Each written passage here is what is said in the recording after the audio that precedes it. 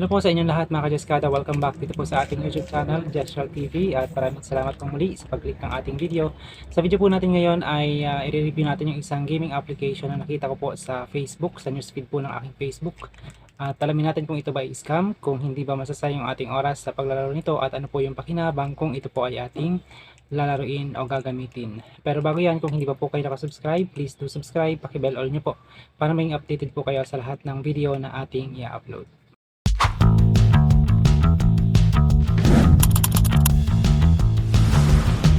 Guys, puntahan na po natin yung ating video. Una yung gagawin, pupunta po kayo ng Play Store. Hanapin nyo lang po yung Happy Block Blast Master.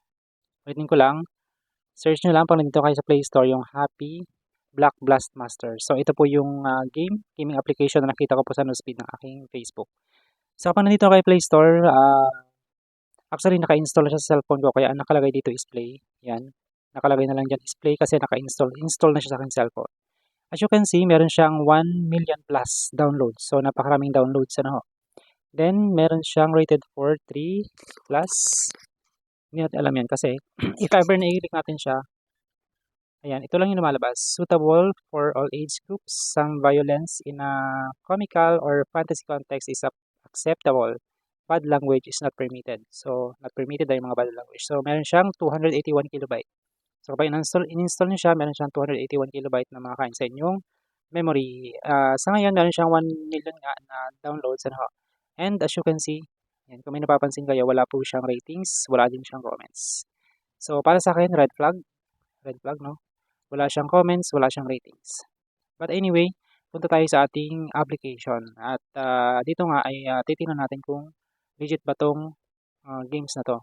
So, punta tayo sa aking screen, dun dito sa aking download o installed na gaming application, Happy Block Blast Master. So, actually, meron na po akong 5,000 mahigit na coin. So, antayin lang natin siya sa 100%. So, dito sa taas, sa withdraw, meron na akong 5,034.53. So, antabayan na lang natin kasi mahina yung ating signal. Ayan. So, meron na akong 5,034.53 centavos na withdrawable amount. So, sabi kasi dito, click lang natin yung ito yung settings niya.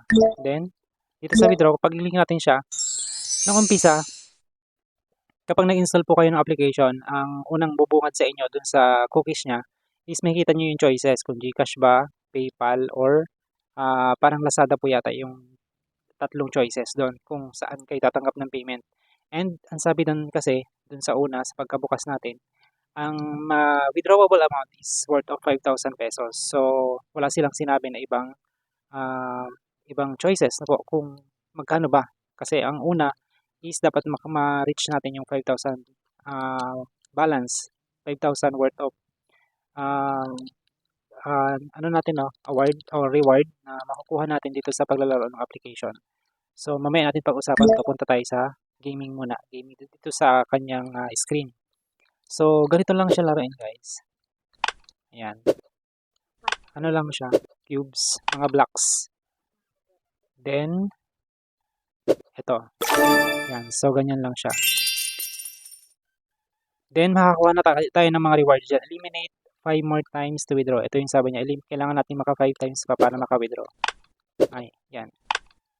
So, dito sa task rewards, click natin task rewards. Ayan, napakaraming eliminate 25 times today.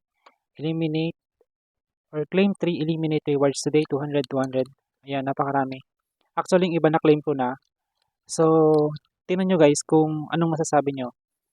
Kasi ito ang sabi dito is 200. Pag na-eliminate mo yung 25 times today, ang marireceive mo sabi dito sa kanilang display, no, sa application is 200 pesos. So, what do you think? For me, kung ganito lang din kalaki yung makukuha natin everyday, pag nakadalawang claim na ako sa 400 na ako, kahit hindi na ako magtrabaho, sa palagay nyo, magtatrabaho pa ba kayo kung legit yung ganitong application? Hindi ko din sinasabing scam, no? Kayo na lang po yung mag-judge kung na-scam ba tayo, legit ba siya or not. Dahil meron pa akong tingnan natin. Dito sa withdrawal, meron pa po akong feeling ko nakita ni application na ginagamit natin yung kanyang, na ini-screen record natin siya. Kaya hindi siya naka-display. Oh. Meron pa akong 3 days more kasi 5 days daw siya bago natin siya makuha. Connection unstable. Hindi siya mag-loading. Then, punta tayo ng dito, task rewards. Dito sa task rewards, wait. Dito sa task rewards, mahina yung signal natin at tabayan na natin guys. Sa task rewards, ulitin lang natin. Connection unstable. Okay. Sa task reward, yung binanggit ko kanina na 200 per each. Kung makukuha niyo yung task, yung reward, yun kayong 200 to. Eliminate 25 times today, then claim 200. Subukan natin kung makiklaim nga natin yung 200 pesos. So, task rewards, 200 pesos. Collect or give up. Then, collect natin siya. Watch a full video. Yan. Ito na yung sinasabi ko na kapag kinolect natin siya, merong ads na magpo-prompt dito sa screen. Then, kailangan natin siyang tapusin. Kailangan natin tapusin yung ads bago siya maklaim ulit. Yan. Off na lang natin siya para iwas copyright.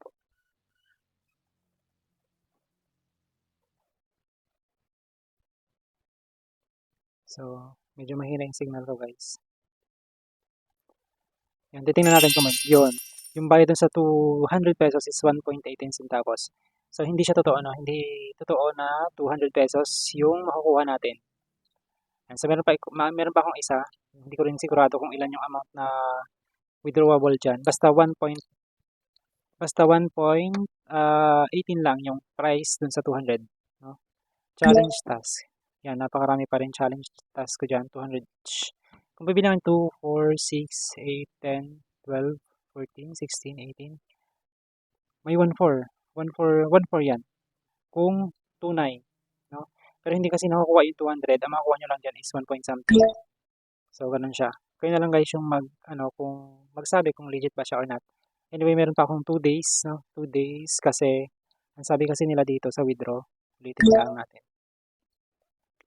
Nung una, withdrawable amount natin is 5,000. Ito, kita nyo naman yung may 1 left. 5,000. So, ngayon naka 5,000 na tayo, hindi siya ma-withdraw guys. Yan, ang sabi niya dito, how to withdraw 5,000. Nung una, walang nakalagay dito na log in for 5 days and eliminate 150 times each day. You need 3 more days. So, meron pa akong 3 days. Walang nakalagay na ganyan. Ang nakalagay lang dyan is 5,000. So, dapat daw natin tapos yung 5,000 para ma-withdraw natin siya. So, ibig sabihin, withdrawable 5,000. Pag sinubukan mo yan, ito yung lalabas. Confirm. Pag i-confirm natin siya, yun yung sinasabi niya. Kailangan pa natin tapusin yung 3 days at mag-eliminate tayo ng at least 150 times each day. So, sa ngayon ay pa 3 days na natin. So, balik kasi 5 days siya, may 2 days pa tayo. So, baka nyo guys, at i-update ko po kayo kapag nakuha ko na po yung 5 days, kung legit ba siya or not. Saka natin siya i-rate kung pwede ba natin siyang i-recommend sa ating mga friends. So, ganun lang siya magkadali. Ito para ma-refresh siya. Ito naman para pagpukin to. Yan. So, ganun lang siya.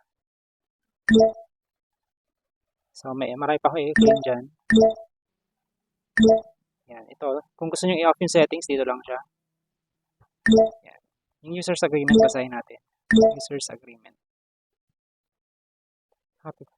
Happy Black Blast Master. Our team we pay attention to and are committed to protecting the privacy of your users. The privacy policy is meant to. So, ganun guys.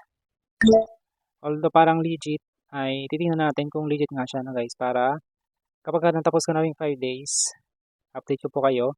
At para ma-notify po kayo sa sunod nating video sa update ng application na ito, please do subscribe. At huwag niyo pong kalimutan i-bell all. Kalimbangin niyo po yung notification, click niyo yung all para maging updated po kayo sa susunod nating update. So, yun lang po. Maraming salamat po sa inyong panonood at God bless everyone.